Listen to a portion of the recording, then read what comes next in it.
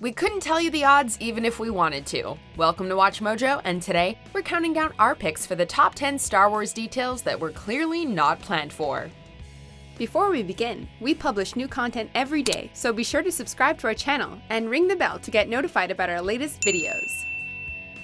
For this list, we're looking at the plot points and other elements about the Star Wars franchise that were obviously tacked on instead of being planned from the beginning. Since we'll be dealing with some important plot points, there may be spoilers ahead. Though really, who hasn't seen the Star Wars movies already? Number 10. Anakin/Luke's lightsaber. Anakin Skywalker uses a lightsaber during the Clone Wars. However, after turning to the dark side, he loses it in a duel with Obi-Wan Kenobi. Years later, Obi-Wan gives Anakin's son, Luke, the lightsaber. What is it? Your father's lightsaber. Even further down the line, the enigmatic alien Maz Kanata passes the weapon on to Finn, which eventually ends up in Rey's hands. With us so far? Good. Because we actually left something out. Luke lost the lightsaber when Darth Vader cut off his hand at Cloud City. While Rey ending up with it is a cool way of passing the torch, there are still a few holes that need to be filled here. There is no escape. Don't make me destroy you. Number 9. Boba Fett is basically a prototype Stormtrooper. Boba, is your father here? Yep. A badass-looking bounty hunter, Boba Fett is a character fans have wanted to see more of for decades. However, fans were understandably surprised when they finally learned about the enigmatic figure in the Star Wars prequels. Boba is actually a clone of his father, Jango, who also happens to be the template for the clone army that became the backbone of the Empire's Stormtroopers. Huh? We did not see that coming, and we're pretty sure George Lucas didn't either. It really comes across as a ham-fisted way to tie elements of the franchise together.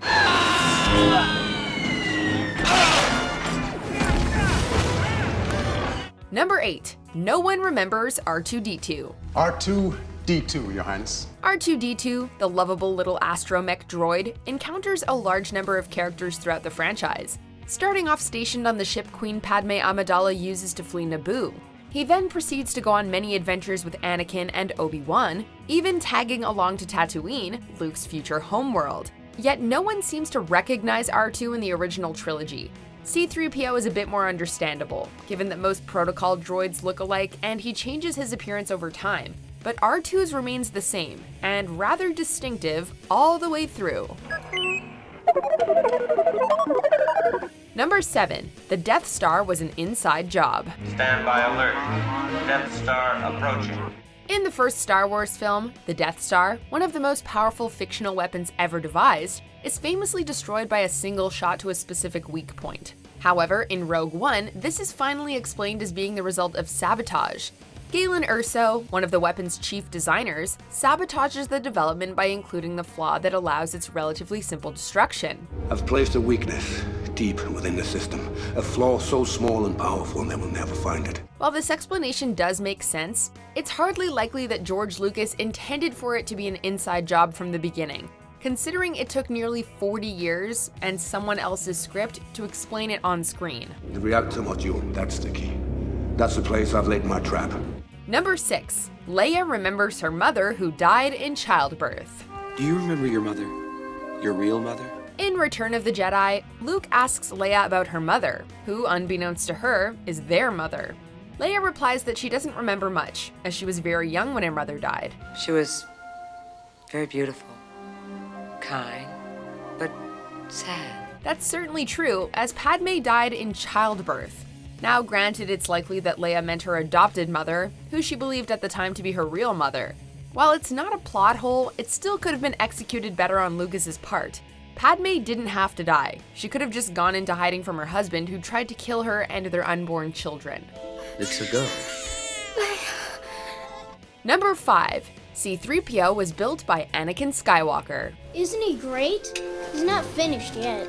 If we had to pick two characters from the first 3 Star Wars films who seemed the least likely to share a history together, it would have to be Darth Vader and C-3PO. Where is everybody? In The Phantom Menace, it's revealed that a young Anakin Skywalker built the fussy protocol droid. He not only spends years with C-3PO during the Clone Wars, but also meets the droid again many years later without recognizing him.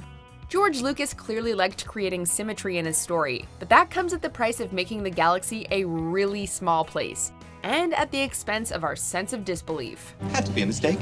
Number 4. Anakin Being from Tatooine. Yeah, Master. Tatooine. Speaking of weird symmetry, the prequels established that, just like Luke, Anakin Skywalker is also from Tatooine, and dreams of escaping the desert planet for a life of adventure.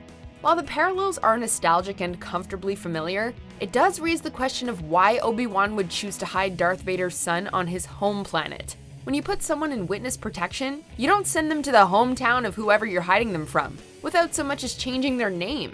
Sure, Anakin hated Tatooine, but that's a big risk to take with Luke's life. Number 3. Darth Vader being Luke's father. No, I am your father. Arguably the most famous plot twist in movie history, and yet it's one that wasn't originally going to happen at all. The first screenwriter, Lee Brackett, intended to have Luke meet the spirit of his dead father while training with Yoda. There was a wonderful substitute revelation in that scene. The way we filmed it, Vader said, "You don't know the truth. Obi-Wan killed your father." However, George Lucas went another route, which, while it worked out more interestingly, was certainly not planned for or set up very well. And don't give us any of that from a certain point of view nonsense. Even the final shooting script didn't have this plot point in it, instead featuring the revelation that it was Obi-Wan who killed Luke's father. From my point of view, the Jedi are evil! Number 2. Midi-chlorians. A boy. His cells have the highest concentration of midi-chlorians I have seen in a life form. Prior to the first prequel film, the Force is depicted as a pseudo-religious concept that binds the universe together. The Force is what gives the Jedi his power. However, The Phantom Menace reveals that a person's strength with the Force can be measured by testing someone's body for midi-chlorians, intelligent microscopic life forms that have a connection with the Force. He could use the Force to influence the midi-chlorians to create life. Yet the original trilogy had people treat the Force like a quasi-mystical concept that hardly anyone believed in. So if there's a test that proves its existence, why don't more people believe in it? I find your lack of faith disturbing. Number 1. Luke and Leia being siblings. He's my brother. Skywalker familial relations really seem quite ad hoc in retrospect.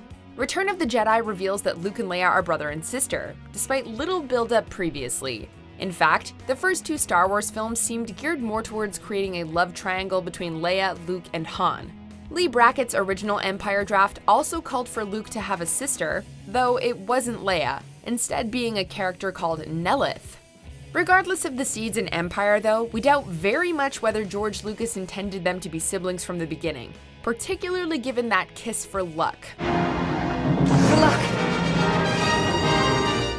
Do you agree with our picks? Check out these other great clips from WatchMojo, and be sure to subscribe and ring the bell to be notified about our latest videos.